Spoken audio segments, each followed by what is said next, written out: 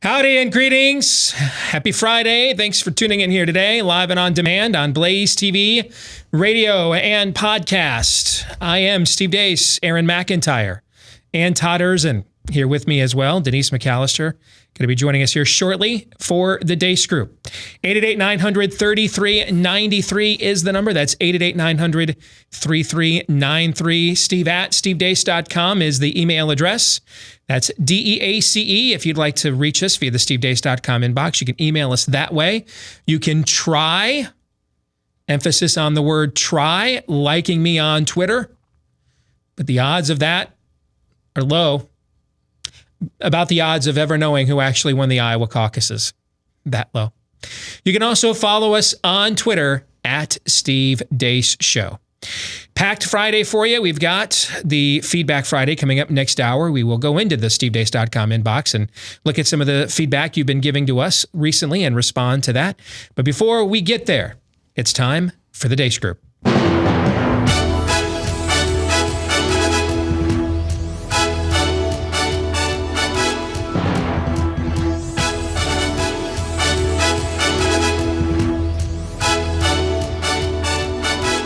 Your weekly look at the week that was begins with issue 1, a tradition unlike any other.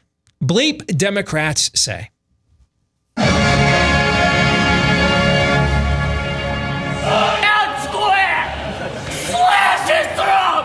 Every Republican! Say My balls! Say that one more time. Slash Republican throats! Slash fascist throats! Get the fascist! And I don't care what kind of nice little legal constitutional defenses that they came up with. Well, again, the Iowa Democratic Party runs the caucus, okay? And what happened was unacceptable. But it doesn't look like you made the viability threshold. Not yet. There's time. This year? So are you saying that he has a same-sex partner? He? Yes. Yeah. Are you kidding? Yeah, he's married to him, yeah. We need to find out that. Well, then I don't want anybody like that in the White House. Go ahead and report your result. Can we listen in as you report them, Sean? Yep. All right, let's listen. All right. Okay. Hi. Hello? They hung up on me. They hung up on me. Okay. The Iowa caucus is essentially the perfect example of systemic racism. 91% of the voters in Iowa are white. The reason why you see a drop in turnout, I'm just speculating here, it could be perhaps that white children are not in the cages. Do you believe that the men in this race have a better chance of beating Trump solely because of their gender? I believe they may think so, but they'd be wrong. About 6 women of color that quit your Nevada campaign with complaints of a toxic work environment and tokenism. I'm also very aware that racism and oppression in this country have left a long legacy. And it creates the kind of toxicity where power structures, people take advantage of other people. And I gotta tell you what's so disgusting about this. I watched the debate in Iowa here 2 weeks ago. The all-white debate.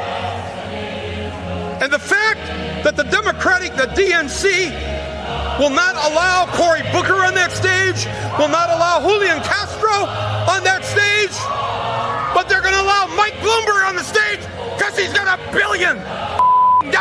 We live in intersectionality and complexity and nuance, and you know that. I'm not going to go to students and only ask them or talk to them about, and neither will Elizabeth, about student aid, because we know that they care about if their grandmother can age in community. They care about the solvency of Social Security. They care about climate justice. They care about gun violence prevention. They care about health care justice. And this idea of a bootstrap. You know, this idea and this metaphor of a bootstrap started off as a joke because it's a physical impossibility to lift yourself up by a bootstrap, by your shoelaces. It's physically impossible. It is. That's real news. I tried it this morning, in fact, and realized I'm going to have to bench press more weight to pull that one off. I was unable to pull myself up by my shoe strap. what was your favorite total depravity this week? We practice at least a mild form of chivalry here. So Denise, ladies first, you get to go first. Go ahead. There was so much crazy, and this wasn't necessarily the craziest one, the Michael Moore comments, but they have to be answered. No one kicked anyone off the stage except for voters. They just didn't have the numbers. So if you're going to blame racism on anyone, it has to be Democratic voters, which I know is really politically incorrect to say, but... Can you help me? Here's a millionaire. I've talked on this show before that progressivism is a cult. And one of the hallmarks of a cult, if you look for, Jesus said, a tree, you know a tree by its fruit, right? So what's the fruit on the tree of a cult? One of the things you'll often see is self-awareness is completely abandoned in order to serve a groupthink.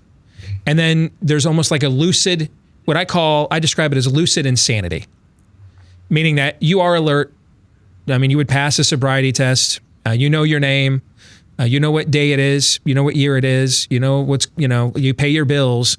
But so, you pass a certain amount of lucidity hallmarks. But in terms of when you get into the arena that the cult specifically serves, you done lose your damn mind. I mean, you become a completely different person. So help me to understand why a very wealthy white male.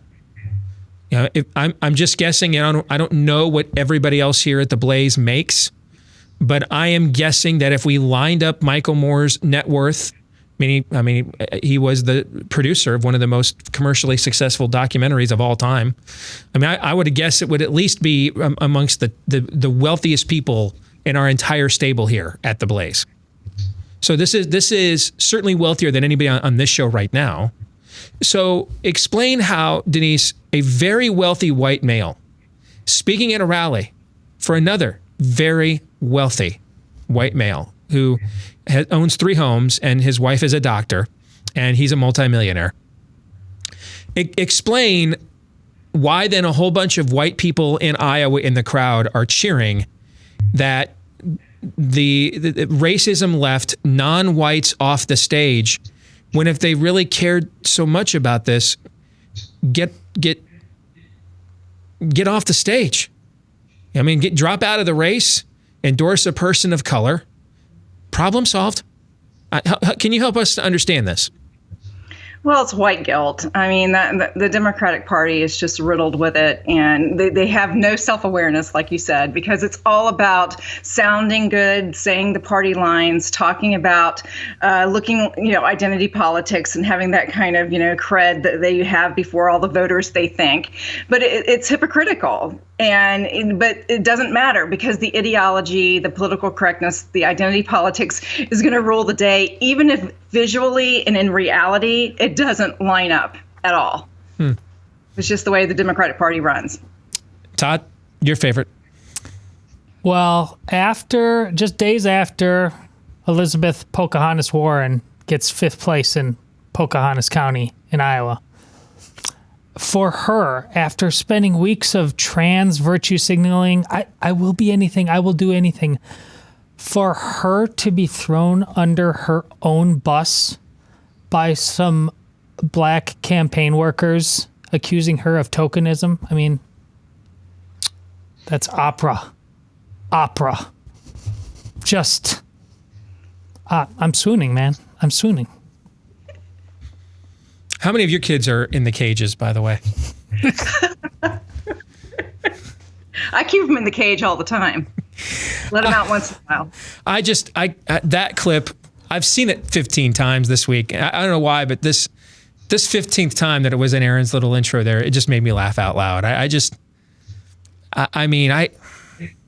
Again, that's a very highly educated woman, certainly not making minimum wage, on a national television outlet. That requires, that she's an exclusive company. What does she understand about what the average working class Iowan, regardless of what color their skin is, how does she relate to them in any way because she read a Dr. Harry Edwards white paper at NYU? I mean, can you answer that question, Todd? No, I cannot. I'm just asking questions that have no good answers, right? Well, with her in particular, there was some rage there. You could tell there was just. I can understand too. I mean, she looks dynamite, has a dynamite hairdo. Makeup is, what is it? You kids say today, Aaron, on fleek. On fleek. Yes. Okay. I mean, I'm a guy. She looks pretty lit to me. She's on national television. I've been in those studios at 30 Rock. I know those are posh and nice. I've been there. Okay. I've been on that same stage. I've been in those same stages that she's on. I mean, what does she have to? She's there in New York City, has the world at her fingertips. Well, what's there to rage about? Tell me what has been done that would cause her to believe that somehow she has some legitimate axe to grind with the world. I mean, she clearly was just dealt a really difficult hand. We don't know exactly, but it would be fascinating to find out what it was, because she has a lot to do with Mazie Hirano's comment. I mean, she just says, I don't care what your legal constitutional mumbo jumbo. I mean, and that's true. Yep. She's not just, points for honesty. They don't care. They've got something else that is higher. They're being honest. Yeah. That they are going after. And behind that hate of I don't know who that woman is that we're talking about there. I don't either. Yeah. But there is something that drives her that is so deep-seated that it makes the point that Steve made earlier in the week about there's no negotiating. It is one side has to win, one side has to lose. They must be defeated in a way that goes beyond any one single election. Their ideas have got to be crushed. Denise, very quickly, did you want to sound like you wanted to chime in on that? Well, again, it's that it doesn't matter if racism is happening to them or not. It doesn't matter. It's just that it is. It's about tearing down the institutions and the patriarchy and white supremacy and everything, because they think that empowers the party and that empowers them. That's why Bill Clinton was the first black president. That's why we have only white candidates, but yet they all talk about racism, because that is where they get the power in order to defeat all the That's why the woman that in her first Facebook Live as a candidate got her husband a beer is trans obsessed. And yes. This goes to something Aaron posted earlier. Quickly, I want to get to the next issue. Aaron posted something about somebody who quit the Green movement because it was too white. Yeah. The global warming movement, they quit it because it's too white. That's what I'm talking about. So, Aaron. It's not easy being green, but insane. We may go on the rainbow connection here before this show is over. Let's find out. Exit question on a scale of 1 to 10. With 1 being as fake and flimsy as Mitt Romney's principles and 10 being as robust and vigorous as Romney's flip-flopping and hackery. Rate this week's level of total depravity, Aaron. I'm just going to go with a 5. Todd? Oh, it was too much fun to only give it a 5. I'll give it a good solid 7. Denise? I'm going with 10 because I'm including Pelosi ripping up the speech. And that you're adding an addendum? Yeah. Fair enough. I'll, you know what? I'll allow it. Let's get to issue 2, and I know I shortchanged you, Aaron, so I'm going to let you go first this time, okay? Issue 2, Iowa Democrats. What you doing?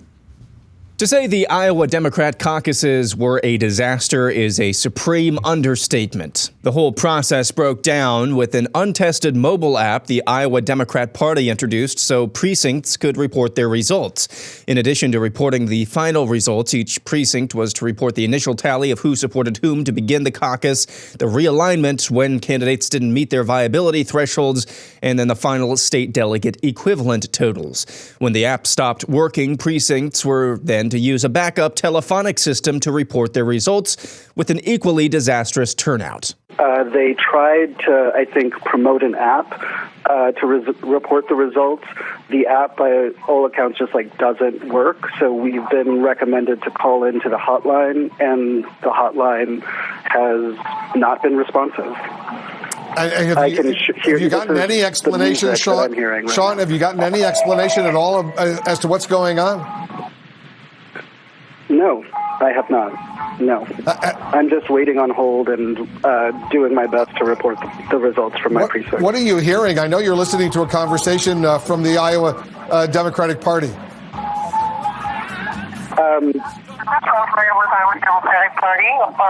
So, this is a real coincidence, Wolf. I just got off hold just now, so I've got to get off the phone to report the results. All right, go ahead and report your results. Can we listen in as you report them, Sean? Yep. All right, let's listen. All right. Okay, hi. Hello? They hung up on me. They hung up on me. Okay. Some precincts had to resort to coin flips in order to decide how delegates would be allocated to each candidate, and even that process was sketchy. And then flip it over. Flip it over. Heads. Buttigieg. Heads.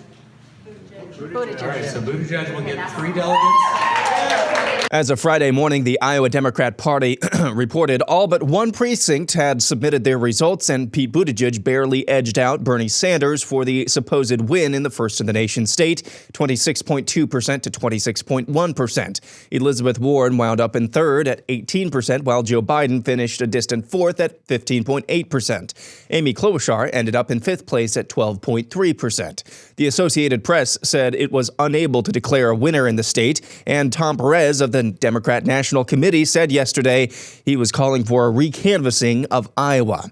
Andrew Yang probably said it best. But the fact is, this was really an avoidable error that shot the party in the foot. And it's going to be harder to convince Americans that we can entrust massive systems with government if we can't count votes on the same night in a way that's clear, transparent, and reliable. First question to you, Aaron. So let's look at the chain of evidence here. We have the spiked Des Moines Register poll, and I know I had a theory about that early this week, but I got to line it up with the new story developments that we have received. All right, so the spiked Des Moines Register poll, you had the Obamacare website Iowa Caucus app not fully reporting the results. You had the guy who was the clear leader in the first 2 rounds of voting, and they're now saying that he didn't technically win, although they cannot actually give us the paper trail of how they came to the math they did in the 3rd round, which is why the Associated Press is saying they won't declare a winner in Iowa. You have all the various corrections of their own caucus results that were done on Twitter this week, including a Democrat county supervisor in one of the largest counties in Iowa, one of the most diverse, one of the most urban, coming out in Black Hawk County saying, hey, I don't know what's going on at the state party, but that's a lie. That's a scam. So how much of this now, as we look at everything we've witnessed this in the last week, how much of this do you believe is incompetence, and how much of this was simply just trying to stop Bernie Sanders? I think it's 100% of both, which I know in the new math rules actually adds up to 200%, and so it's identifying as real nailed math. it. No, I really do think it is both. I really think that they tried to screw Bernie Sanders, and they did it incredibly incompetently. I think that's the long and short of the analysis. Now, what Todd posted this morning, or maybe it was last night on Twitter, about Pete Buttigieg and why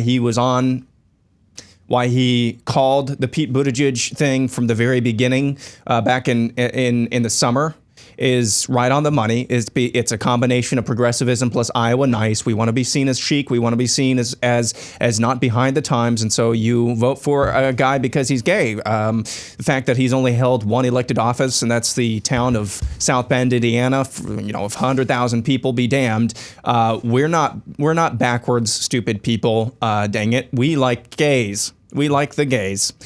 So that's I think that's good analysis. But at the same time, it seems like every single report of irregularities coming out of these precincts always seem to go one way. Yeah, they all went against Sanders. All went against Sanders. Yes. So I think it definitely was. And then it was just a perfect storm of incompetence, of the app not being coded correctly, the coding error. And then, of course, the telephonic system was backed up as well. And it was just a perfect storm of errors to, kind of swindle things just a little bit and swirl things up and maybe muddy the results. I mean, the Black Hawk County thing where University of Northern Iowa is, Waterloo, Cedar Falls area as well. One of the biggest, we pointed this out, one of the biggest counties in terms of population, and they couldn't even get that right, and they had to change it, and they wouldn't change it until after an elected official in that county actually released the results from his county and showed that Bernie Sanders had actually, guys, they tried to screw Bernie. and they did it incredibly incompetently. And I think that's the long and short analysis, and he couldn't be any stronger right now, I don't think. That's a valid point about how where all the errors went one way. It's similar to media bias. Like, no one is doing any media corrections. Like, guys, we totally we totally overreported how much Planned Parenthood's funding was cut, and we got to make a correction on that.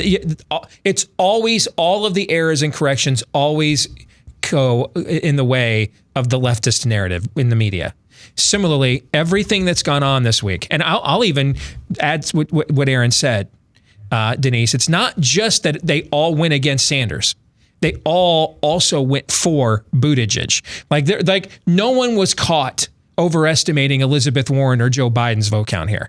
Every correction that we've seen in our state this week was all in favor of Pete Buttigieg and against Bernie Sanders. So it wasn't even just against Sanders, but it was all for one particular candidate at the exact same time. Your thoughts? I've been calling this, haven't I? For months now, I've been saying the Democratic powers that be have a decision to make. They don't want Biden. They don't want Sanders. So they have a choice. The gay guy or the woman. Who do they want to choose to be their identity politics candidate? And I've been saying that they want Buttigieg and they want the gay vote. And even though it goes against some of their base, it doesn't matter. They have the money. They have the zeitgeist. And they want him there, and he knows it, and he has money, and he has the power, and he has the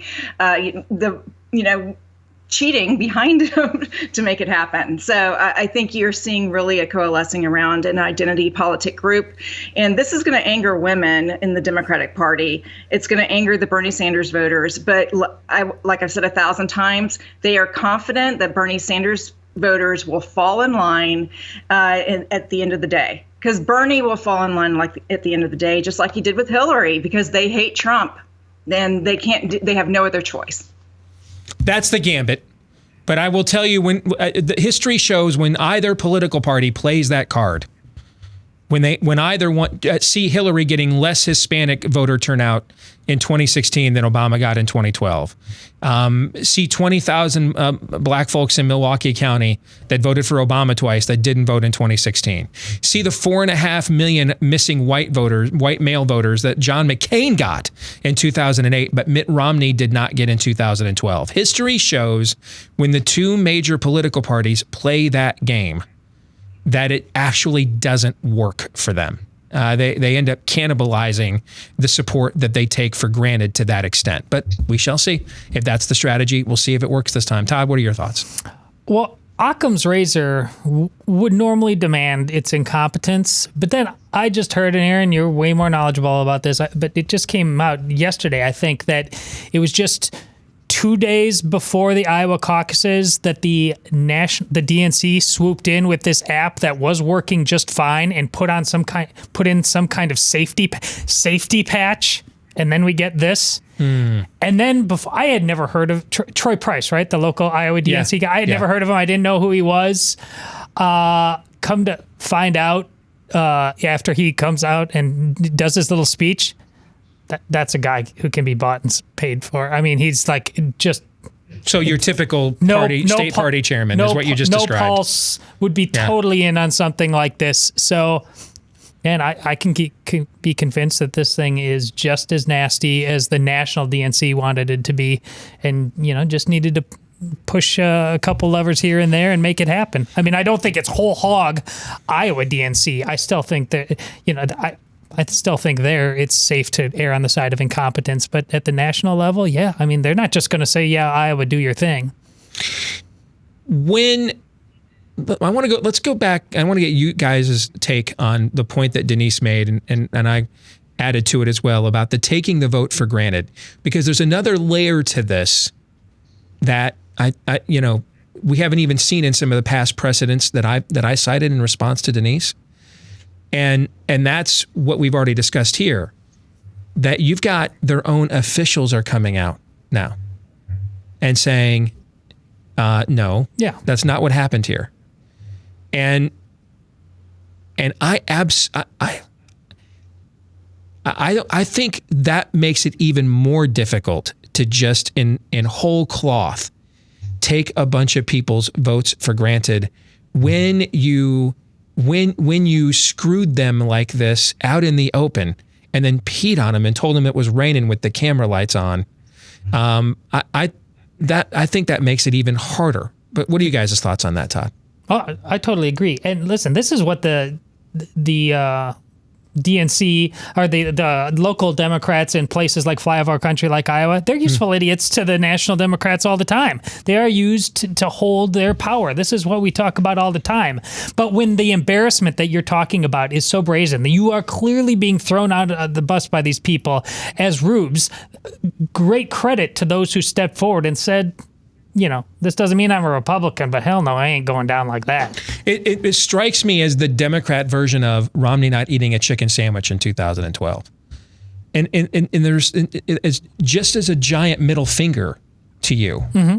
And that, you mean so little to us that we all know in the end you want to vote against Trump. But we're just going to actually rub your noses in it at the exact same time. We're not even going to take you to dinner. We're just going to call you at 3 a.m. I've used this kind of language to describe Republicans and conservatives for years. But we're just going to call you at 3 a.m. and you're going to answer the booty call because we couldn't sleep and we need you to gratify us. Mm-hmm. I think particularly when you're dealing in a county like Black Hawk, which is one of the rare concentrated counties of black voters.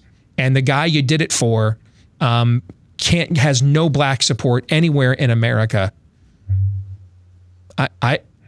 You can start to see the math begin to add up here about how a guy of all people like a Donald Trump could get 15%, 20% of the black vote in November if the economy is doing well. If they're going to treat that important constituency like that. You can see something like that, can't you?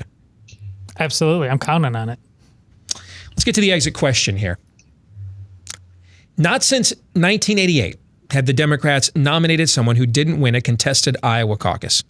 But given what's happened this week in Iowa, if the impact Iowa will have on who wins the Democratic nomination were a Beatles song, which Beatles song would it be? Because normally Iowa has a huge impact, but now we don't really know because we're kind of in uncharted waters here. All right. So which Beatles song would it be here? A, Helter Skelter. Just who knows?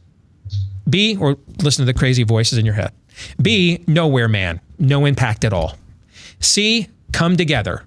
That this is the Iowa will play its still traditional huge role in impacting who ultimately wins this race. Aaron, I'll start with you. Helter Skelter. You think there's no way to know, really? No way to know, yeah. What do you think, Todd? They'll come together. It's elevated both Sanders and Buttigieg, so it's decided. It's going to be one of them. Its stamp is irrevocable. Okay. What do you think, Denise? Come together.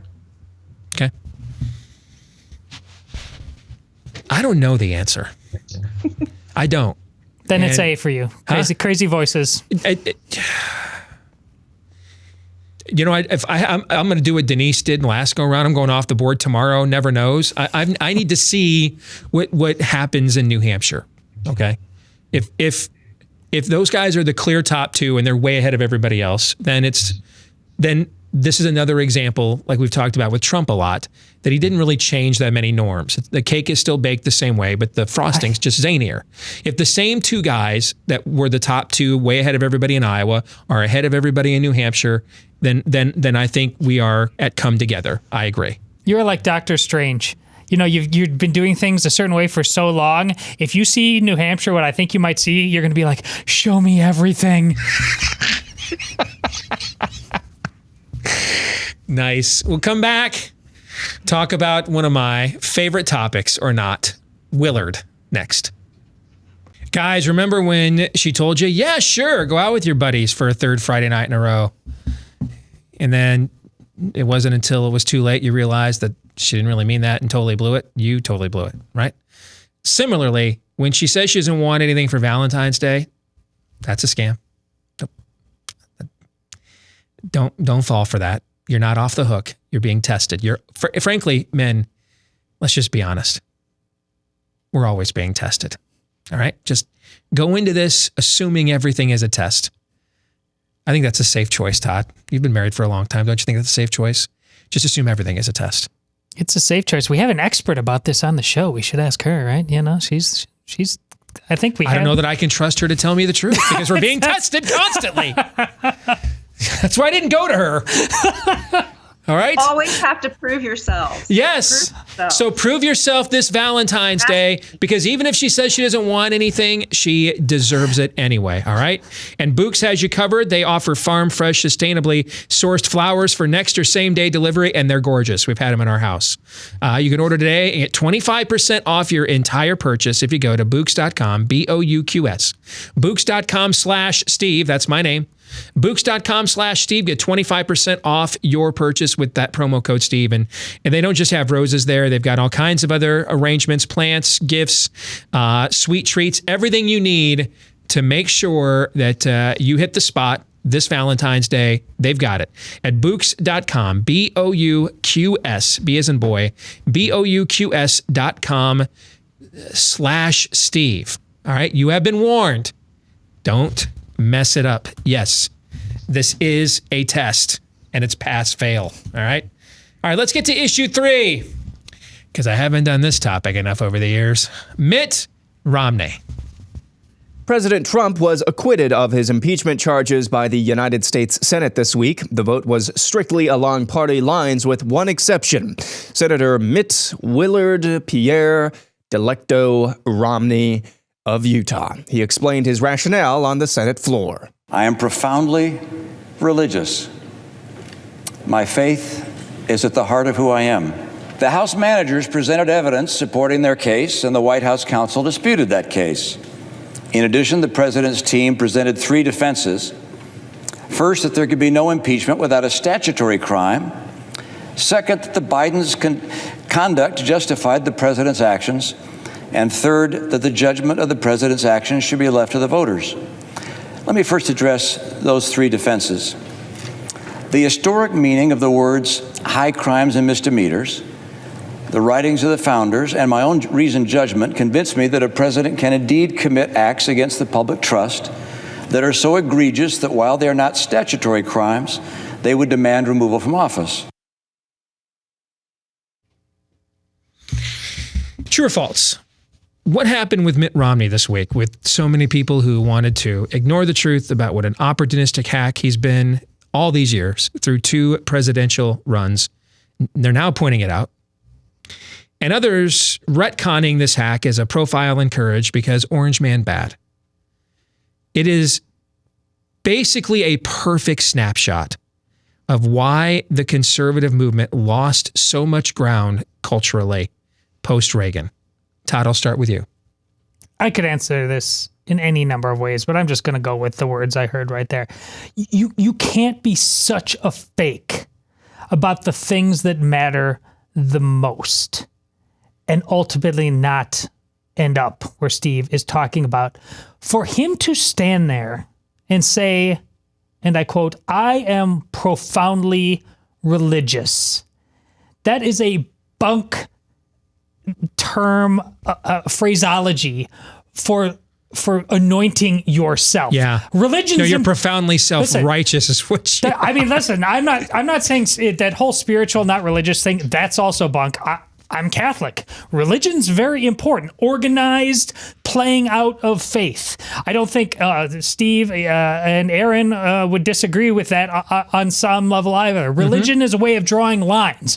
But to say I'm profoundly Mormon, go deep into the specifics of the fact that you won't talk about the angel Moroni or the stones that helped read the texts or whatever like that. That would be more relevant and help people understand something like this more than you're just wrapping yourself off in the vanilla, generic, nicely coiffed, I'm profoundly religious, just like I'm severely conservative.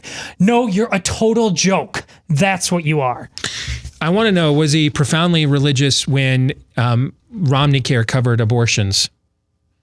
Then he was whole cloth. Then he was dead serious. Was he profoundly religious when when they went after the nuns in all the issues you had with Obamacare, they all had them in Massachusetts first with Romneycare. Were the nuns going to, cover getting your freak on and dispensing with the evidence, just like we saw with the Little Sisters of the Poor, just like we saw that there. Okay. Similarly, was he profoundly religious when when Catholic Charities had to shut down in Massachusetts because he wouldn't fight for them on the gay adoptions issue? Was he profoundly religious when he told Governor Jan Brewer at the time in Arizona to veto the bill that was going to set the precedent that no, you can't be made to bake the cake, bigot? But he said that was homophobic and openly opposed it and urged her to veto it, which she eventually did, by the way, and helped set the stage for a lot of what we've seen go on around the country from Oregon to the one poor Jack who apparently is the only damn baker in the city of Denver, Colorado, and everything else we've seen for the last 7 or 8 years. That stage was set in 2013 in the state of Arizona, which tried to get out ahead of this. Should I go on? Was all the times he's lied and flip-flopped on every single conceivable issue. Every single one. I've never seen anything like this. I mean, he wouldn't be the first Republican who generally thought taxes should be low and corporations should get a regulatory break, who flip-flopped and lied on those so-called social issues, right? Would he be the first one? Oh, not even close. No, that's called, what day is it? Friday. And that was yesterday and tomorrow and the day after that. But this guy flip-flops on absolutely everything. I never supported the stimulus. Yes, you did. I mean, he flip-flops on things. The reason I call him Willard is he tried to claim that wasn't actually his name. There's nothing he has politically not lied about in his career. And he just lies about things that could be easily disputed. His whole career has been a lie. And maybe, I don't know, the only time he was telling the truth maybe is in 1994, the first time he ran against Ted Kennedy for Senate in Massachusetts. And he said, I'm not trying to be like Reagan Bush. I don't want to go back to the Reagan era. I don't know and then it's a miracle. It's a miracle. And just the first time he runs for president, he's on the cover of National Review as the next Reagan. The guy who launched his career is trying not to go back to Reagan Bush. I don't know when he was lying and when he wasn't. Similarly, I don't know, Joe Walsh is the guy that replaced me on Salem Radio when we came over here. So I don't know if Joe was lying to you when he was a Tea Party Republican in 2010 getting elected to Congress, or if he's lying to you now when he's on national television saying that he'd rather have a socialist than a dictator, so he'll vote for Bernie Sanders if he's the nominee. First of all, historical newsflash, there's no such thing as a socialist non-dictator, number one. Okay, anybody? Open an Encyclopedia Britannica, Wikipedia. Doesn't happen. That's number one, okay? But then if you allowed Orange Man Bad to make you so insane that you went from Tea Party congressman to I'll vote for a socialist, then you were either lying about being a Tea Partier, or you're lying now, or you've just lost your damn mind. One of the two, okay? And that's part and parcel with what we've seen from Mitt Romney. He is, as John McCain once said when he buried him in the New Hampshire primary in 2008, and it's bad if I'm affirmatively quoting John McCain, it's bad. Mitt, we know you are the candidate of change. As he told him right there in that stage, and you saw the blood drain from Romney's face, and his presidential race in 2008 was basically over that very night. There's not an issue he has not felt severely profound, to use his word, on both sides of. And then you have, go back to the last campaign. I'm on a roll. When's the show end? I can do this all the rest of the day. Go back to the 2012 presidential campaign. Remember that first debate where he just buried Obama in that debate? You remember that? I do. Just buried him in that debate. And then if you watch the documentary Mitt that was on Netflix, you see backstage of that debate, he comes off the stage and instead of being like most men would, really arrogant about it, I got this in the bag. So you got to coach him down, dude, off the testosterone tip. We're not voting tomorrow. Dude comes off the stage, seeks out his wife and says, boy, I think we're in trouble. I mean, I really got him good. And he's a strong debater. He's going to come back really strong the next time. What you see in that documentary is this man is never comfortable in his own shoes, ever. He's not profound about anything other than my own personal ambition. And And then the third debate, I think I counted there were 12 times in that final debate where he said, I agree with President Obama. Well, by golly, I can't imagine why people didn't vote for a guy that agreed so much with the guy I was running against. I might as well just vote for the guy that you're running against because, frankly, he's more likable than you anyway. And I'm going to stop now, Aaron, and let you go because I you know what? I could do this all day. Go ahead. I texted you on, when was it, Wednesday or Thursday night? No, it would have been Wednesday night. How much can I bury some of the people who turned around on Thursday or on Wednesday and Mitt Romney is a coward, he's a snake, he's a this, he's a that, who were full-throated supporters of Romney back in 2012 or even 2008. I asked you how much I could bury them, and you wisely said, you know, don't go after the supporters, just go after his record. And so I was like, you know what? I tried doing stuff on Thursday morning with the montage, and I just couldn't do it because the bile rose in my throat from those types of people. But it has been extraordinary on all levels. The people who loved him then, you have to vote for Romney to save America, on, you know, this week saying he's a coward, he's a traitor, I can't believe he's a turncoat, all of this, you've seen them. I've retweeted a few of their takes from back in 2012 as well. You've seen those takes as well. And then you have people who also maybe were praising the likes of Joe Walsh, saying he's courageous and he's a hero for taking on Trump. Turn around now 2 days later after Joe Walsh went on CNN and said he'd even vote for a socialist over Trump because Orange Man bad so much, still say that he's courageous. The tribalism, just this is what drives me nuts about this entire thing. The tribalism, the bending of whatever you need to bend in order to fit your narrative to make you feel good on any given day. There are grown ass men. Well, no, they're not. They're not grown men. They're basically 6th grade girls popping off on Twitter who look like men because I can see they have beards and stuff in their Twitter pics, popping off on Twitter emotionally all week for these types of issues, all because of a I just about dropped a bad word there. All because of bleeping politicians, man. Enough. Grow the heck up. The amount of just imbecility, which is a word that I think I just made up, surrounding this entire issue, it's enough. I'm going to stop talking because I could go on all day on this as well. Denise, we will give you the last word. Go ahead. You know, Romney is a pliable stick pretending to be an oak. He's a hypocrite pretending to be this pristine Christian. He's a child pretending to be an adult. And this speaks very much of the elitism in the Republican Party. It's why we have Trump. It's why we have the populism that we have today. Romney acted this week, not just because he hates Trump, because this is who he is. This is how he always has been.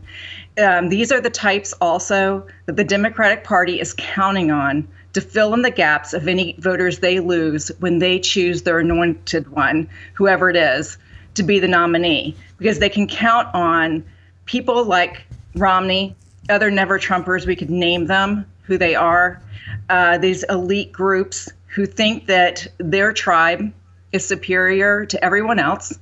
And yet, at the same time, they're beholden to the perceptions and the well wishes of the very people who stand against what they say that they propose and they stand for.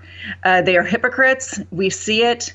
The emperor has no clothes. We're tired of it. These people will not get power back in the Republican Party. They might as well just call themselves Democrats. I hope you're so. I want you to be right about that. I want you to be right because that's that.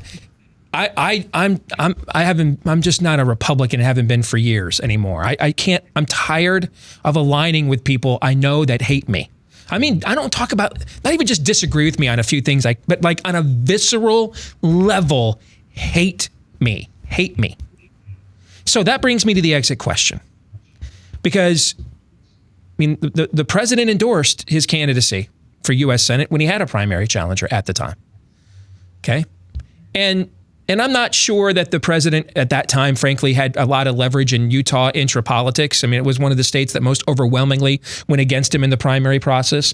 So I'll even cut him a little slack that he probably did this as an olive branch to the Utah Republican Party. But with that now out the door. Will Trump line up a primary challenger for Mitt Romney in 2024 if he's reelected, if Trump is reelected this fall? Yes or no answer? Aaron? No. Todd? No. Denise? Yes. I hope Denise is right. Quickly, let's get to issue 4, Parasite. I'm not really sure how to set this topic up, so I'm going to read for you Steve's review of the South Korean film Parasite. That is not a sentence I ever thought I was going to say. Saw the South Korean film Parasite, 2019's chic foreign film being discussed as a potential Best Picture winner. First of all, the best compliment I can give the film, it convinced this ugly American to fully watch a movie he had to read. Few movies have done that, like The Passion, Crouching Tiger, Hidden Dragon, Goodnight Mommy, and Let the Right One In, to name a very select few. This one has an interesting plot. A family of basement-dwelling grifters manage to worm their way into the lives of a wealthy family in order to mooch off them and manipulate them. The script is compelling and humorous as well, as it reverses the premise of The Prince and the Pauper. This time, the pauper is basically the villain or anti-hero at best. However, the movie lost me with its ending, which descends into some Clockwork Orange-type crazed nihilism at a kid's birthday party. The worldview of the film is also heavily materialistic. The poor grifter family decision here. Make an executive decision. Cut it short because we're short on time. I just looked at the clock. Sorry about that. But you got the gist of the plot of the movie. So quickly, if your family could worm your way into the lives of another family that's rich and famous, which rich and famous family would you worm your way into, Todd? I'm going to do my wife a solid. Chip and Joanna Gaines. That would be a popular play. Denise, go. I hate them all, so I'm just going to go with the Royal Tenenbaums. The Royal that was a movie several years ago, right? Wasn't it?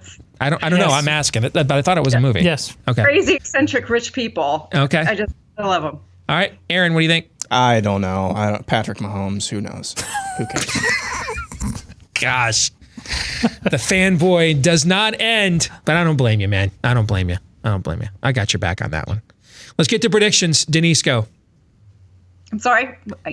Your prediction this week. My prediction. Bernie Sanders will not be the nominee. Sorry, guys. He won't be. I think he is inevitable, but we shall see. Aaron. The Chiefs will repeat as Super Bowl champions next year. Laying it down. Just riding that wave. I got it. I don't blame you. Yeah, you got to ride it. I don't blame you at all. Best quarterback in the league. This is the fandom version of a heat check. You know, you made 4 or 5 shots in a row in a game, so you just got to jack it up next possession. It never goes in, but you got to have to do it. That's kind of what he's doing right now. Todd. Warren is going to do terribly in New Hampshire. In fact, being bypassed by Klobuchar, and she will drop out after New Hampshire. I think Bernie Sanders is going to win New Hampshire by double digits. That's my prediction. I think he's going to win New Hampshire by double digits. I'm at the point now, after how much the polling was off in Iowa with Joe Biden, for example. I don't. Can you imagine me ever saying what I'm about to say? I just don't believe it. I'm going to do my own analysis now. I don't believe it. Crazy voices. I just don't believe it. I cannot believe I'm saying some of the stuff I'm saying now. I'm not sure whether I should be proud of myself or quit my gig. I'm not sure which it is. We'll find out. I know you're mooching off of me, so I know which way you're voting, right? I'm feeling good about this. Trust me. Denise, always good to see you. Thanks for joining us here again this week on the Deace Group. Thank you. You're welcome. I think he's going to be the nominee. I do. I think it's inevitable. It's inevitable that they nominate their Jeremy Corbyn. That is inevitable. But we'll come back, get to Feedback Friday here next. And we're back, hour 2, live and on demand here on Blaze TV, radio, podcast. I'm Steve Deace, Todd Erzin, and Aaron McIntyre. They're here too. 888-900-3393 is the number to the Blaze. Steve at stevedeace.com is how you can email us. That's DEACE. Almost forgot how to spell my name there for a minute. Like us on Facebook. Follow us on Twitter at Steve Deace Show. And if you're looking for clips of this show to share every day, go to youtube.com/Steve Deace. You'll get some free content there as well to maybe help your friends and neighbors to check us out and spread the word. youtube.com/Steve Deace. Another way that you can help us spread the word as well is if you are a podcast listener, thank you. Consider leaving us one of those 5-star reviews, because the more of those we get, the more those algorithms help us to find and promote and reach people like you. Thank you, because thousands of you have given us 5-star reviews already. Please keep those coming. Feedback Friday, Part 1, brought to you by our friends at Rough Greens, which is the new obsession of our dog, our little Bichon at home, Cap, who absolutely loves this supplement for your dog. It's a healthy supplement that puts into your dog's food all of the live nutrients necessary for superior dog health, because a lot of the dog foods we buy, even the most expensive stuff, it's dead food, similar to a lot of the food that we buy at grocery stores nowadays as well, because they want it on the shelf for the longest amount of time to sell the most possible, products. And so that means the probiotics and enzymes and vitamins and those healthy microbacteria, just like they're stripped out of our foods, which is why we're taking so many supplements today. Same thing is happening to our pets as well. But Rough Greens VitaSmart puts it right back in your food, and it tastes great as well. Well, I don't know. I've not tasted it, but looking at the way my dog Cap inhales it on a daily basis, I'm going to take his word for it that your dog is going to like this as well. If you want to give it a shot, just go to roughgreens.com, RUFF, roughgreens.com/blaze right now. Rough Greens, RUFF. roughgreens.com/blaze, or give them a call at 833-MyDog33. And if you're like me on your mobile phone, you can't match up the letters with the numbers, 833-693-6433. That's 833-693-6433, or just go to the website, roughgreens.com/blaze. Gentlemen, you ready for some Feedback Friday? You bet. Let's go. Let's get to it. Let's start with this one from Grant Aslett. I'm from the great state of Utah, and I'm a little frustrated right now about our current Senator, Mr. Romney. Can you give us some advice from your unique body of work on how to really replace a disappointment, but without having a situation like Mia Love, McAdams, or something worse like a Roy Moore outcome? We want to see if we can get another Mike Lee and not another Orrin Hatch. Well, here is the generic advice that I would give you. Number one, you need the full power of the White House, I think, to do that. And as I said last hour, I can politically see, I still don't think it was wise, I don't think it was wise strategically, but on a political level, I can see why Trump or someone in his operation thought, hey, Utah overwhelmingly went against you in the primary. Its senator, who's got the best Liberty score, by the way, Mike Lee, led the floor fight against you to free the delegates at the convention. You don't have the capital as a newly elected president to go in there and start throwing your weight around against a guy,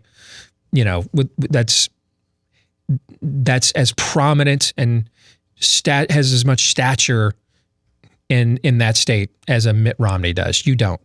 Make peace and just make this go away. I can understand getting that kind of advice, because that's the kind of advice that makes, to paraphrase the word, there's a way that seems right to political consultants, but in the end leads to ruin. Okay, and I think that if I could paraphrase the proverb there, this is how political consultants think, and I think it's how guys who are largely transactional, like Donald Trump, think too. Because one of the mistakes we often make, and every belief system does this to some extent, is the projecting of how we think or how we think other people will think into what we think they'll think. Does that make sense?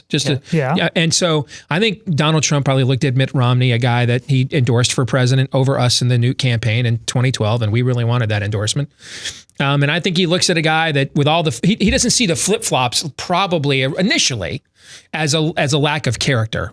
A guy from Trump's world just sees another very successful businessman saying and doing whatever it takes to sell the product he wants you to buy, right? Mm-hmm. He's looking at this purely transactional, and he's probably thinking, you know what? I've made my peace. I'm the president now. He's going to be senator.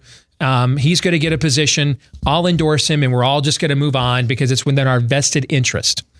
But what do you do when someone is not motivated as transactionally, or as you are, or they're motivated transactionally in a different way than you are? And that's since a lot of political consultants are frankly soulless, they don't think beyond just the immediate utilitarian calculation. But now the president, if he were to be reelected, would have an immense amount of clout. He is the Republican Party now. And if he were to go in there and throw his weight around, Mitt Romney is toast. So that would be the first thing I would urge you to do, is to get the White House involved. Short of that, if you can at least get him to stay out of it, if they won't go all in against him, but you at least want to get him to stay out of it, I would look at your state legislature first, Grant. I would look at, do you have anybody in your state legislature with a Mike Lee kind of a profile in office that has enough gravitas that they could put together a campaign so that you guys in the grassroots don't have to build something from complete and total scratch? I'd look there next. And I do that fast because you're going up against a candidate with immense name ID and a name that carries a huge amount of weight in that state. So, and then the third thing I would do is if 1 and 2 are not an option right now, then you're looking for someone who has a lot of the characteristics of a Mike Lee. Maybe they're not known yet, though, but you start them now. I think Romney's up again in 2024, I want to say. So you start him now so that candidate's got a couple of years to get well known around the state and build up a base and build up a base of support. Those would be my 3 pieces of political advice there. Let's go next to Matthew. One of the few things that Dems actually stood up for during the State of the Union was when Trump spoke about fighting against socialists like Nicolas Maduro.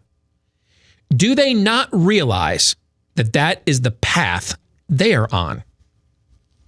This is an excellent question, and I'm going to let you guys answer it first. Todd, how would you answer Matthew? Well, yeah, it's yes and no. They're not on his path of fascism, but the brand of fascism that they've crafted for themselves is pretty warm and cozy for them. They won't call it fascism yet, just like even Bernie Sanders will correct Democrat socialism. But they love having power over the little people. Even though, as we talked about earlier today, the little people here in Iowa in their own party, they hold all of them contempt.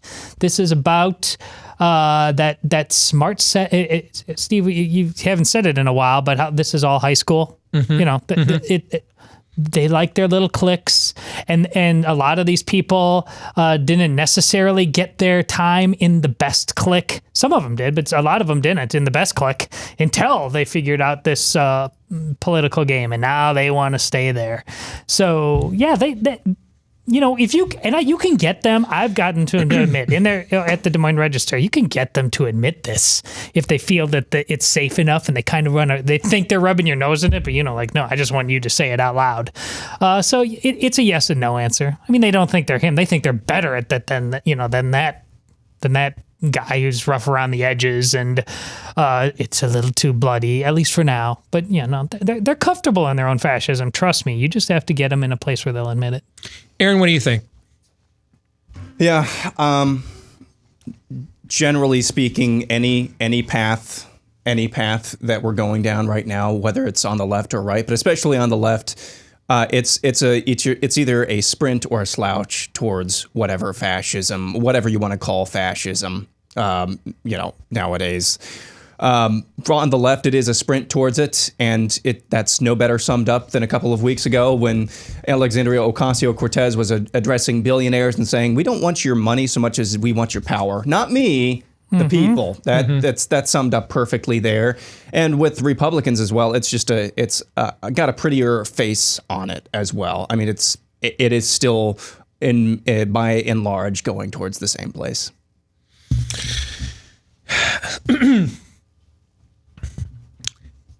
I think you guys have the right answer. And I think the only thing I would add to it is the idea that these processes and philosophies have failed because they were done wrong. And the people that can pull it off, that can make it happen, haven't arrived yet. That they can reinvent the wheel. They can come up with something better than sliced bread and indoor plumbing. There's an immense amount of arrogance there because you're at war with reality itself. To quote Mitt Romney from last hour, they are profoundly religious. And if their statist religion has failed, they've got the wrong magisterium. They've got the wrong elder board. They've got the wrong pastor. They've got the wrong college of cardinals and bishops. And when the people who really know what they're doing arrive, salvation is nigh. So I think that's part of it too. And what's also funny though is, remember, several of them, Sanders, Ocasio-Cortez. No, Sanders was not at the State of the Union Tuesday. Neither was AOC, but they were busted for deflecting for Maduro last year. Remember, Todd, you and I are old enough to remember when our media used to speak glowingly about Castro's Cuba. Sure. Because everybody had an education and healthcare, right? So it's a tightrope that they walk here, because Todd is right. It's not that they're not self-aware about this. It's that they're attempting to they're attempting to, well, I'll borrow again from the scriptures. They're trying to get a camel to pass through the eye of a needle here, philosophically, is what they're trying to do. They're trying to pull off both of these things at the exact same time. They can't en masse be seen as supporting what's going on in Venezuela, because obviously it's an indictment against what they would like to do. And then if they were to oppose it, on the other hand, full bore, then they're left answering the question, well then, why would we do this here? What makes you think this is going to be successful here? I think you see this tension in the way Andrew Yang has responded to the Iowa caucuses this week. The clip we've played a couple of times now, and Aaron had in the Deace group last hour. How can he said? How can we get the American people to trust us with mass systems of government, or massive systems of government, if we can't even count votes, in a timely and accurate manner? And we're only talking about 160,000 votes, folks, in one of the smallest states in the country, Iowa. Okay.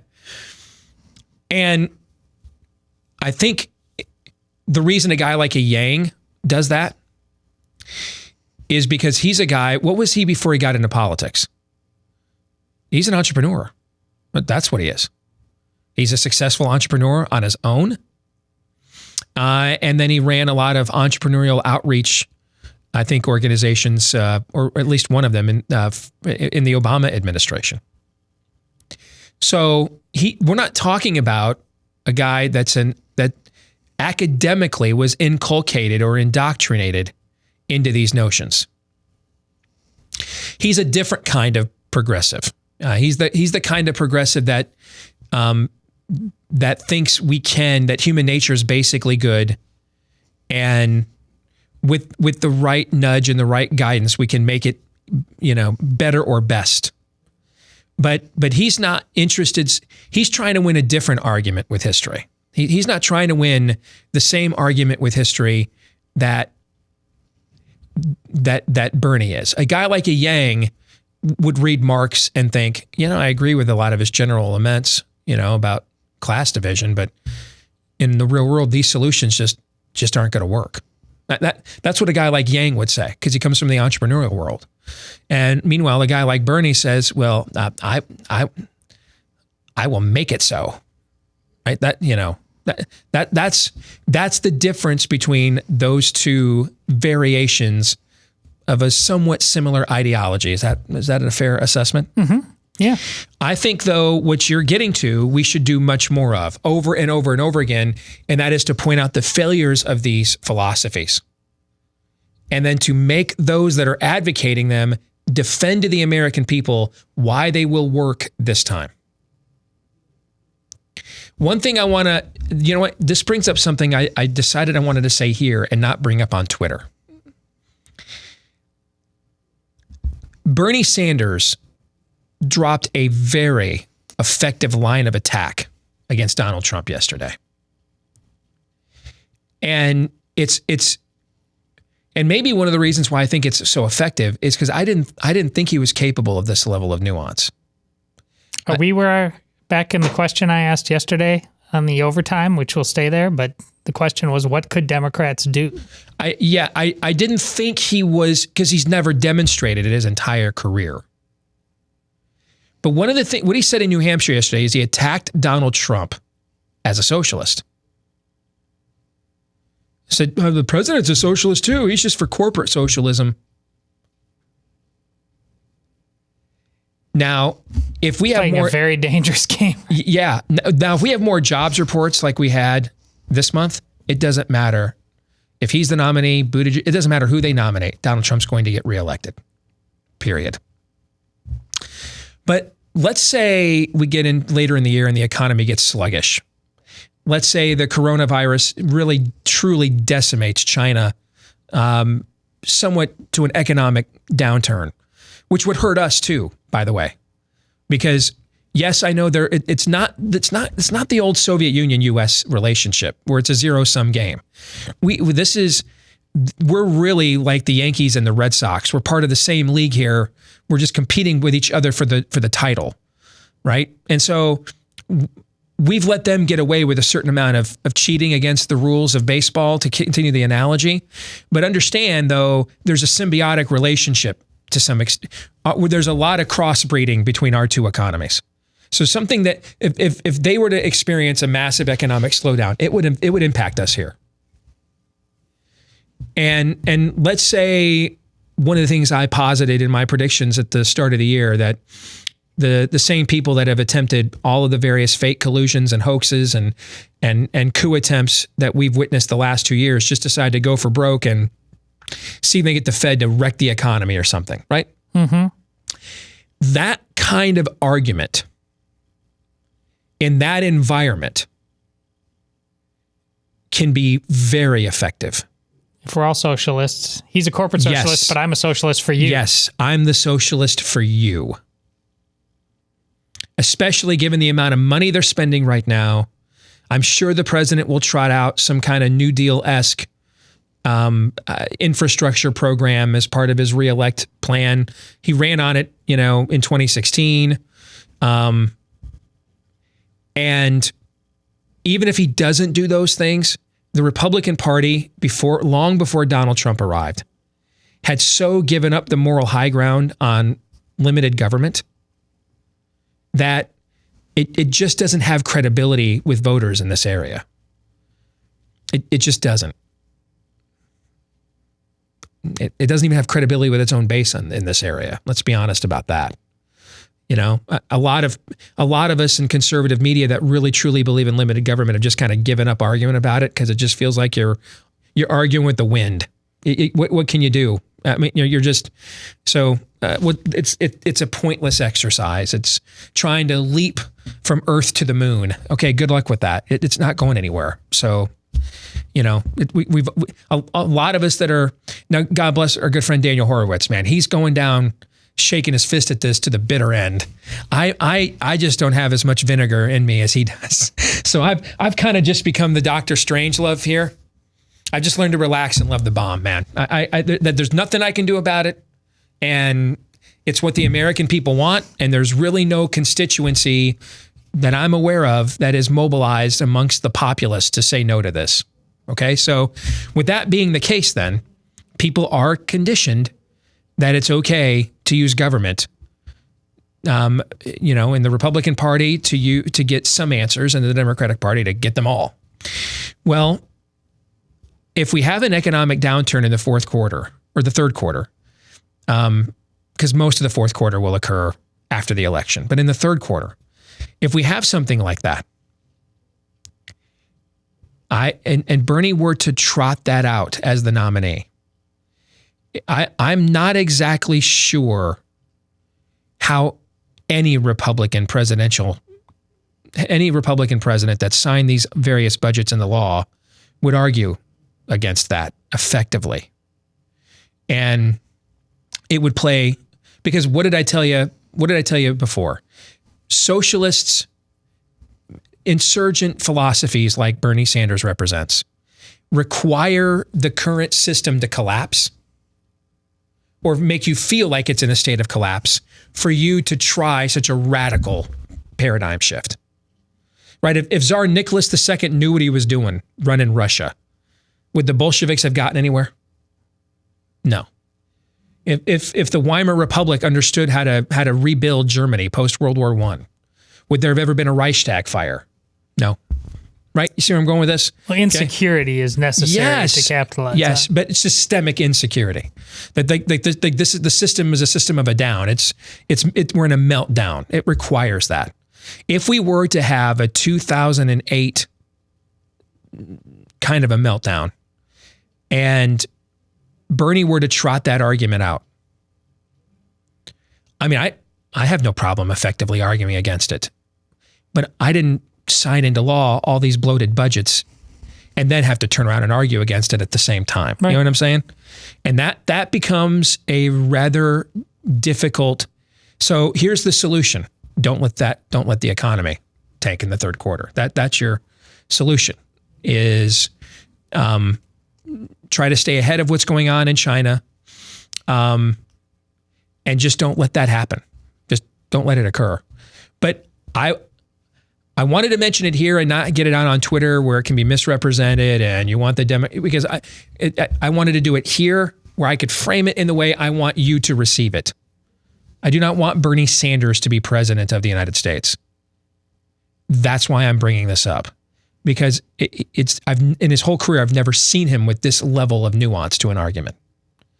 And he may be willing to try a level of obfuscation, but sophisticated obfuscation, not the I don't know how much my plans cost, we're going to do it anyway because it's what's good for America obfuscation. That the true believing obfuscation. I'm talking the Slick Willie level of obfuscation, where Bill Clinton changed tax cuts or tax increases into the word investment in his presidency. All right, we'd not seen this in Bernie Sanders before. And so when I saw him say that yesterday, it got my attention. And if you are on the Trump reelect team, that should be on your radar. You know, I still think nominating him would be a Jeremy Corbyn-esque disaster for Democrats, provided the economy is doing well.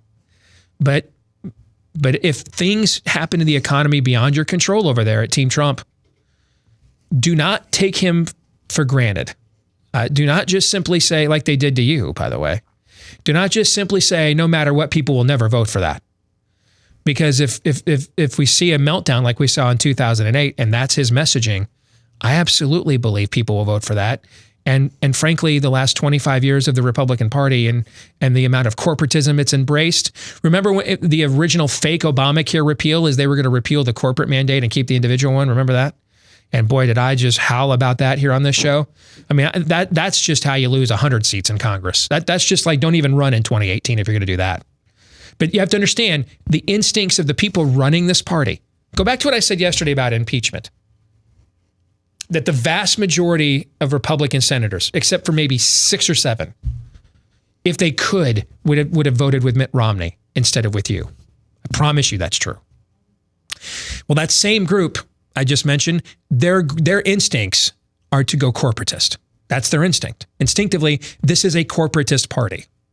Unless you in the Republican base assert your will, this is a corporatist party. And then sometimes and often, even when you do assert your will, it's instinctively a corporatist party against your will. Okay? And a lot of you know this. That's why you went with a populist champion that was singing your song like Donald Trump, right? Well, I don't know how this party effectively were to argue against it, because it's given up the premise of most of these arguments over the years already. And that far predates Donald Trump. You guys have any thoughts on that? You're trying to take my buzz away from everything that's gone on, aren't you? Don't make me sad. I have. You know what? When people have accused me of wanting the Democrats to win, I don't. So I always push back heavily against that. But when I've been accused of being a buzzkill, you don't see me push back against it that much. Well, I don't intend to be, but it's tough. But it's a fair rap. That one's a fair rap. It was, and I was curious enough about the possibilities to ask the question yesterday. What could happen now to turn what seems to be a certain Trump victory around? Now, the caveat was it's set aside Trump's own self-inflicted wounds and the economy. Yours obviously depends on the economy going down. But I think that was it was very shrewd, and it's again the kind of honesty that you appreciate from Bernie Sanders. As much of a disaster as he is theoretically and as a human being, I don't think he's a great human being. He genuinely believes all of this nonsense, and because he believes it, he has no problem telling the unvarnished truth about you either. Let me throw one thing in there too, if you don't mind. Just as I've said all along, Pete Buttigieg to me strikes me as a herald candidate, and I may be wrong about that, but a precursor of something that will come later. Right. Okay. Bernie Sanders could be the same thing. And eventually they're going to get a candidate who's more telegenic, more articulate, didn't honeymoon in the Soviet Union, okay, and looks like has the all-American family, who's going to package that kind of a talking point into a more effective through his or her more effective external packaging. And when that time comes, I don't know how the Republican Party will argue against this. Remember when I said about a year or two ago, Aaron, do you remember this, when I said sooner or later the left is going to crack the code that when people start talking about the price tag of their bill of what they want to do, sooner or later they're going to figure out to say we're running $4 trillion deficits. What does it matter what it costs to make sure every single mom and person of color has climate justice and has healthcare justice, right? They haven't busted that talking point out yet, but very soon they're going to. And when they do, I have no idea how the Republican Party argues against it, because they've given up the premise on every one of these arguments. Not only will they crack the code on that, they'll have it in a better package than a Mayor Pete or Bernie Sanders or Elizabeth Warren, who in and of themselves, with especially Bernie Sanders and Elizabeth Warren, they're not the young suave Barack Obama. Mayor Pete, nobody knows who he is other than he's gay and he's from Indiana. They'll have a better packaging, and they'll figure out that code to crack as well. And when that day comes, hang on to your butts. Revival or bust. We'll get back to more of your Feedback Friday questions and comments here in a moment.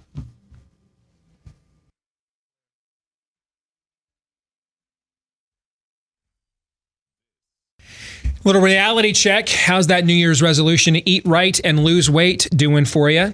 Chances are you're struggling, because it's hard, it's difficult to fight those cravings and get your portion sizes under control. That's why we want to offer you a helpmate called Riduzone. Developed by doctors and backed by not one, but 2 U.S. patents, Riduzone is the only FDA-accepted product that includes OEA. That's the naturally occurring molecule that helps you feel full faster and burns stored fat while reducing your calorie intake at the same time. And Riduzone, therefore, with all of those benefits, makes it easier for you to sustain that resolve, because dieting alone is just too hard. Exercise and activity is very important, but you can't out-train a bad diet. All right. So make sure you get your appetite under control, your urges under control with Riduzone. Available exclusively at its website, riduzone.com, Riduzone, Riduzone for riduzone.com. And if you go there and use the promo code Steve, you're going to get 65% off. That's massive savings. And they throw in free shipping too. I mean, you can't beat that. Free shipping and 65% off at riduzone.com. Promo code Steve, Riduzone, promo code Steve at riduzone.com for 65% off and free shipping. Let's get back to some Feedback Friday. Trent wants to know, do you have any advice for getting into politics? Where would I even begin to start a career in this field? I'm well aware of the dangers of it being involved or being destroyed by the system. So any advice for avoiding those pitfalls would be appreciated too. So Trent, I'm going to give you some advice, but only one stage of it. Okay? And then after that stage, you can contact me and email me back and decide if you want to move on to stage 2, the practical stage. Okay? But stage 1 is the boundary stage. If you were to get into politics and were to gain influence as either an activist or get elected as a candidate, once given that influence / power, what could you not do? What could you not do? When God initially unveils his law, there are 10 commandments, and they all begin with, don't do these things. Don't do this, don't do that, don't do this. The Constitution of the United States follows a similar scheme in that it lists the things government cannot do. Okay? So boundaries are important. What can you not do? Meaning, no matter how terrible the alternative competition is, what can you not do? So my advice would be to you, answer that question first. Answer that question first. And if you like that answer and it's something you think you can defend, email me again, steve@stevedeace.com, DEACE, and we'll get into more practical steps. But begin with, what can I, and not will, nope, don't. Will is a question of resolve. We're human beings. We lack resolve as a species. Some of us lack it more than others, and some of us lack it more than others in certain areas. I have a lot of resolve where illicit drug use is concerned. A lot. I don't have a lot of resolve where the opposite sex is concerned, which is why I have to safeguard myself in those situations. Okay? So we all lack resolve. Will is a question of resolve. We're in bondage to our own will. That's why I phrased it specifically, what can't you do? What can you not do? Because can is an acknowledgement of permission. My will may want to do this. My will may justify it. But I can't. I can't.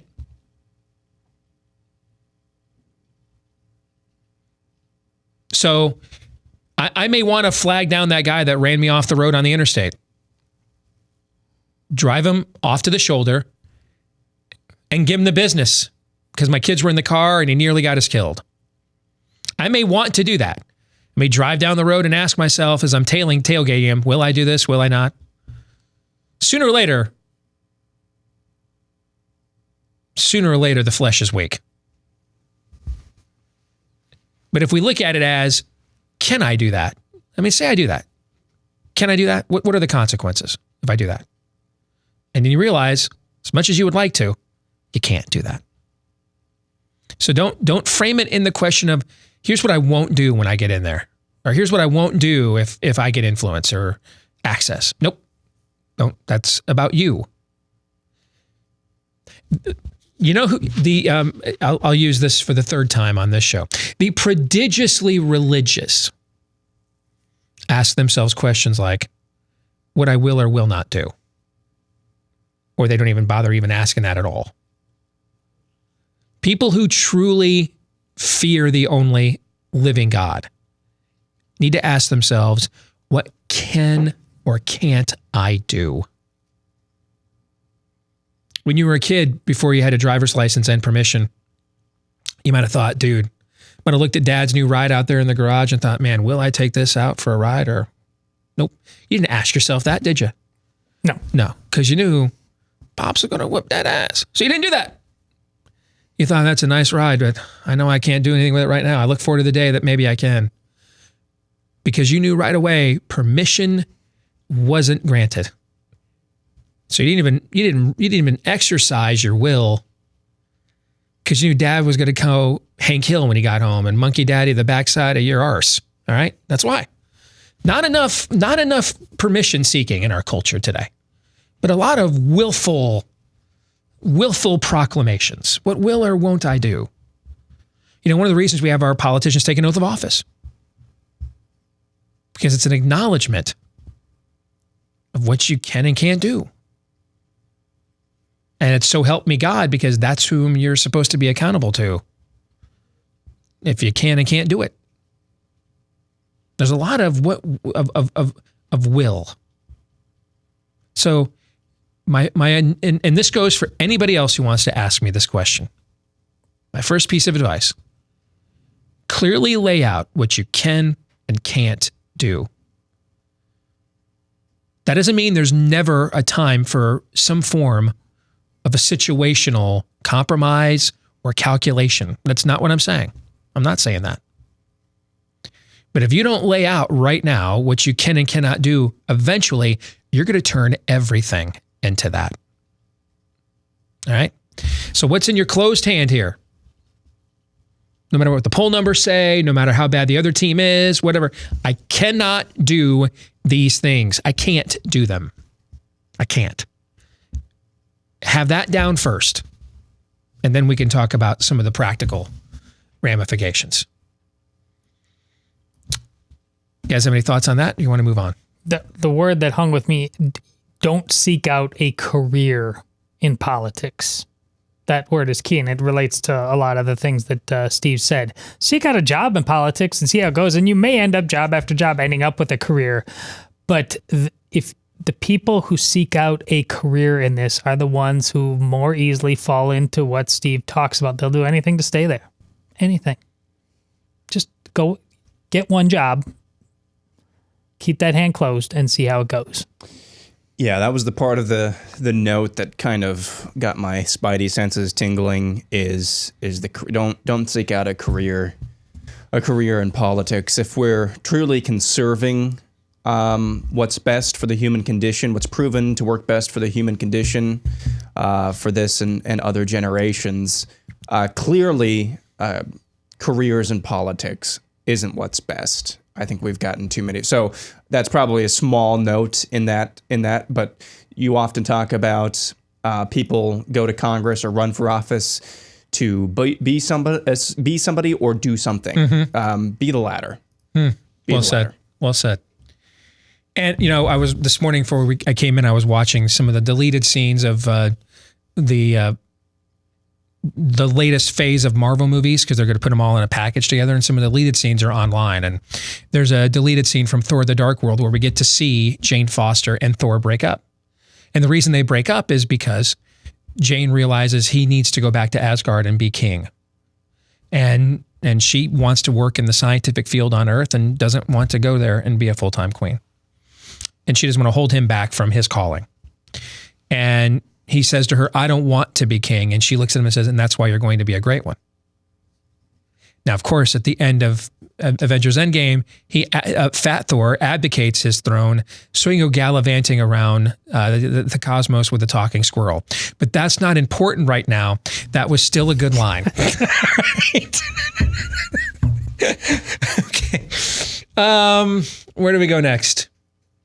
Oh, here we go. This is from J. Ryan Dixon, who says, hey, I love you guys' show, and I'm a daily listener, and I really enjoy your interpretation of the dude code, but I have to strongly object to one thing that you guys recently voted on. How in the world, with the goodness of hash browns and French fries, meaning your favorite ways to eat potatoes? That was one of the questions we had, right?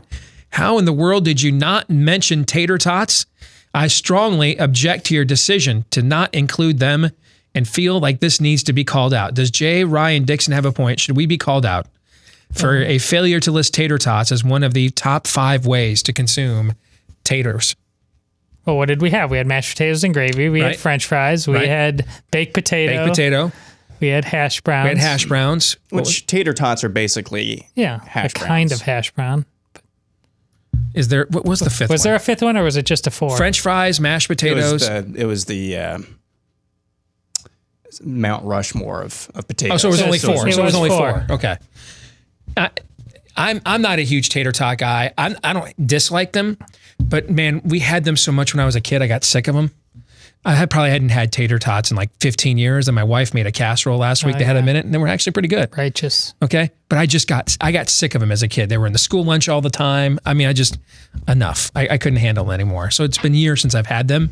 So it's not that I dislike them. I just got sick of them. And they have so many great cousins. I mean, potato olays with the special seasoning on at Taco John's. Oh, good stuff. And then at the Dunkin' Donuts ones, they got like chives and great seasoning in them. You've clearly talked me into it. Okay. I don't have the power to replace any of the other four currently, but your objection has been sustained, yes. Mr. J. Ryan Dixon. And you sound like an attorney with a name like that. You should be one. Okay.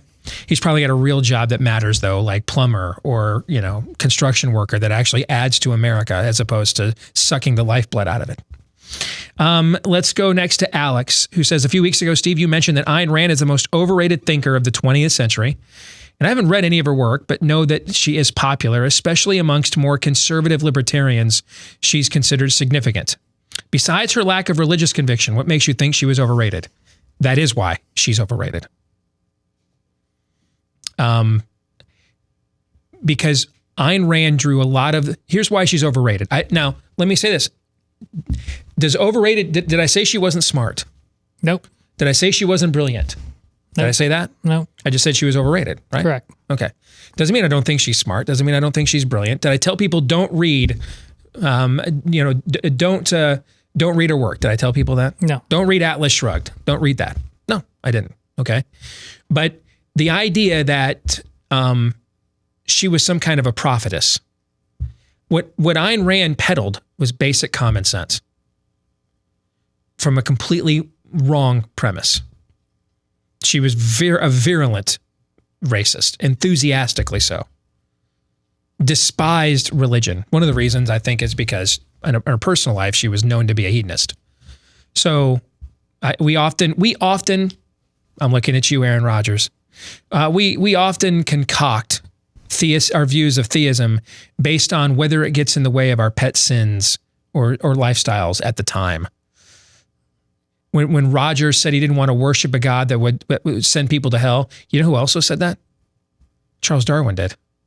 That's an exact quote from Charles Darwin. He may be Rodgers. He's educated at Cal, smart guy. Maybe he even knows that. Was just quoting Darwin directly. I don't know. But we have a tendency to do that. It's not any different than Mayor Pete. Yeah, well, I've got my own spin on what the Bible says. Well, cool. So is everybody in hell. I mean, everybody in hell has something in common. They all share one commonality. They all had their own opinion. And they felt very strongly about it. They all have that in common. Every last one of them. As they suffer. They had opinions and they felt very strongly about them. So that's why she's overrated. Is she got a lot of the bottom line correct, but at the expense of the premise that's the most important. And it's why following her philosophically has no chance against what you're up against. Because what the pagans are arguing, and she was one too, what the pagans are arguing is all premise. They're arguing all meta. It's all meta. Government is salvation. Identity politic is salvation. Everything's meta. Everything's meta. They're not arguing systems. They're arguing origins. They're arguing reasons. Everything's meta. Everything they do is meta. That's why every issue now has the word justice after it. Climate justice, criminal justice, healthcare justice, voting justice. Everything is meta. You can't argue common sense against meta. You want to know how you defeat a meta argument? With a better meta. With a better meta. Ayn Rand has no shot against the spirit of the age. It's why I've always said about libertarianism. It is not an aspirational philosophy, although many of the people who hold on to it believe that it is. Libertarianism is where a righteous people go to protect their righteousness from the unrighteousness of others. But it doesn't make you righteous.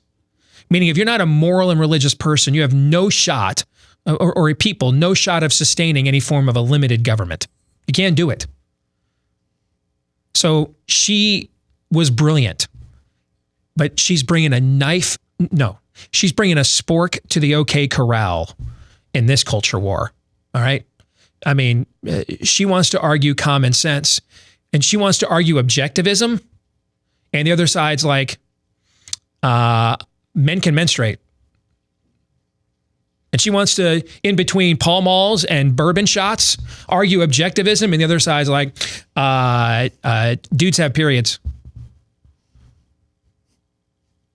And wax my balls, bigot. And you pay for it. No chance.